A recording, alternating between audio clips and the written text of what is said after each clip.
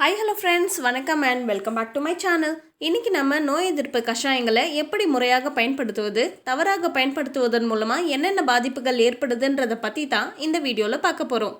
வீடியோக்குள்ளே போகிறதுக்கு முன்னாடி மறக்காமல் இந்த சேனலை சப்ஸ்கிரைப் பண்ணிக்கோங்க. கூடவே பெல் ஐக்கனையும் ப்ரெஸ் பண்ணிவிட்டு ஆளுங்கிற ஆப்ஷன் கொடுத்துக்கோங்க. கடந்த ஒரு வருஷமாகவே இந்த கொரோனா நோய் தொற்றோட பாதிப்பு அதிகப்படியாக இருப்பதால் நம்ம எல்லாருமே ஏதாவது ஒரு கஷாயத்தையோ அல்லது வீட்டு வைத்திய முறைகளையோ பின்பற்றி இருப்போம். நுரையீரலை பலப்படுத்துவதற்காகவும் நோய் எதிர்ப்பு சக்தியை அதிகரிப்பதற்காகவும் நம்ம பல வீட்டு வைத்திய முறைகளையும் கஷாயங்களையும் கைமருந்துகளையும் பயன்படுத்தி இருக்கோம். இது நல்ல விஷயம்தான். இதை பயன்படுத்தி நமக்கு பல நல்ல பலன்கள் கிடைச்சிருக்கு. அதே நேரம் கடந்த ஒரு வருஷமாக இந்த கஷாயங்களையும் வீட்டு வைத்திய முறைகளையும் பின்பற்றி வந்துட்டு இருக்கிறவங்களுக்கு சில பக்க விளைவுகளும் ஏற்பட்டிருக்கு. இனிமே இந்த நோய் எதிர்ப்பு சக்தியை அதிகரிக்கக்கூடிய கஷாயங்களை உபயோகப்படுத்தும் போது பக்க விளைவுகள் இல்லாமல் எப்படி பயன்படுத்தணுன்றதை பற்றி இந்த பதிவில் சுருக்கமாக பார்க்கலாம். இந்த கொரோனா நோய் தொற்று 2020 தொடங்கின உடனேயே யூடியூப், ஃபேஸ்புக், இன்ஸ்டாகிராம் போன்ற சமூக வலைத்தளங்களில் நோய் எதிர்ப்பு சக்தியை அதிகரிப்பதற்காக அப்படின்னு சொல்லி ஆளுக்கு ஏகப்பட்ட ரெமெடிஸை சொன்னாங்க. மக்கள் பல பேர் நோய் எதிர்ப்பு சக்தியை அதிகரிப்பதற்காக சோஷியல் மீடியாவில் பார்த்த கை வைத்தியங்களையும் கஷாயங்களையும் பயன்படுத்தணும்னுட்டுன்னு ஏகப்பட்ட முறைகளை பயன்படுத்தி பார்த்துருக்காங்க. நோய் எதிர்ப்பு சக்தியை அதிகரிப்பதற்காக எலுமிச்சை, இஞ்சி, பப்பாளி இலை, கபசுர குடிநீர், நிலவேம்பு குடிநீரெல்லாம் அதிக அளவில் மக்கள் எடுத்துட்டு இருக்காங்க.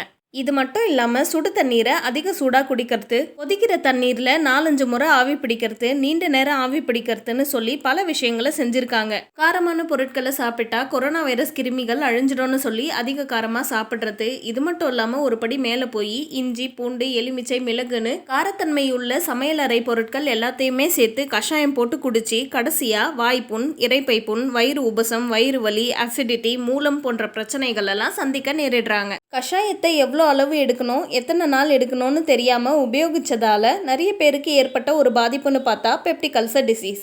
சிம்பிளாக சொல்லணும்னா ஜீரண மண்டல உறுப்புகளாகிய வாய், உணவு குழாய், இரைப்பை போன்ற பகுதிகளில் ஏற்படக்கூடிய புண்ணை தான் பெப்டிக் அல்சர்னு சொல்கிறாங்க. கஷாயங்களும் மருந்துகளும் நோய் எதிர்ப்புக்காக நம்ம செய்கிற ஹோம் ரெமிடிஸ் எல்லாமே நல்லது தான். ஆனால் இது எல்லாத்துக்கும் ஒரு வரமுறை இருக்குது. வாய் முதல் ஆசனவாய் வரையில் உள்ள ஜீரண மண்டல உறுப்புகளோட உட்சுவர் ரொம்ப ரொம்ப மிருதுவாக இருக்கும். அதிகமான காரம் உள்ள கஷாயங்களையோ மருந்துகளையோ உபயோகப்படுத்தும் போது ஜீரண உறுப்புகளில் இரிட்டேஷன் ஏற்படும். இந்த இரிட்டேஷன் தான் அல்சராக மாறுது. கஷாயத்தை எப்படி எடுக்கணுன்றதை பற்றி இப்போ நம்ம பார்க்கலாம். கஷாயங்களே எடுக்கும்போது பின்பற்ற வேண்டிய முதல் முக்கியமான விஷயம்னு பார்த்தீங்கன்னா அளவு. எந்த விதமான கஷாயமாக இருந்தாலும் பெரியவர்களாக இருக்கக்கூடிய ஆண்கள், பெண்கள் 2 பேருமே 15 to 30 மில்லி அளவு கஷாயத்தை 2 வேளை எடுத்துக்கிட்டா போதுமானது. சிறியவர்கள், அதாவது 10 வயசுலேருந்து 18 வயசுக்குள்ளே இருக்கிறவங்க எந்த விதமான கஷாயமாக இருந்தாலும் 10 to 15 மில்லி அளவு எடுத்துக்கிறது போதுமானது.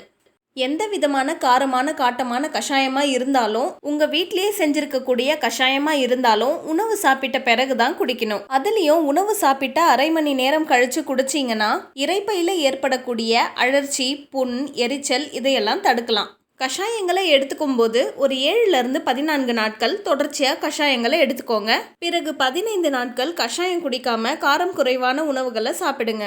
அப்பதான் வயிறுக்கு ஒரு கேப் கிடைச்ச மாதிரி இருக்கும். தினமும் தொடர்ச்சியாக கசப்பான காரமான கஷாயத்தை குடிக்கிறதுனால தான் ulcer, peptic ulcer, irritable bowel syndrome, piles, acidity, oesophageal ulcer, diarrhoea போன்ற பிரச்சனைகள்லாம் ஏற்படுது. மனித உடல்ல எல்லாருக்குமே இயற்கையாகவே நோய் எதிர்ப்பு மண்டலம் இருக்கு. நோய் எதிர்ப்பு மண்டலம் எப்படி செயல்படுதுன்னா, உடலுக்கு ஒத்துக்கொள்ளாத எந்த விதமான கிருமியோ, டஸ்டோ, பொல்யூஷனோ உடலுக்குள்ளே வரும்போது அதற்கு எதிராக போரிடுவதற்காக ஆன்டிபாடிஸை உற்பத்தி செஞ்சு போரிட்டு அந்த கிருமியை கொல்லும். இதை நாம் வெளியே இருந்து ஒரு மருந்தாவோ கஷாயமாவோ எடுத்துக்கொள்ளும் போது எதிர்ப்பு சக்தி பயங்கரமாக வந்துடும்னு எந்த விதமான சயின்டிஃபிக் எவிடன்ஸும் கிடையாது. அப்போ எதுக்காக நம்ம இந்த கஷாயங்களெல்லாம் எடுத்துக்கிறோன்னு பார்த்தீங்கன்னா, இதில் இருக்கக்கூடிய ஆன்டி ஆக்சிடென்ட் தான். இதில் இருக்கக்கூடிய ஆல்கலாய்ட்ஸ், ஃப்ளேவனாய்ட்ஸ் போன்ற ஆன்டி ஆக்சிடென்ட் நோய் எதிர்ப்பு மண்டலத்திற்கு ஒரு ஊட்டச்சத்தாக இருக்கும்.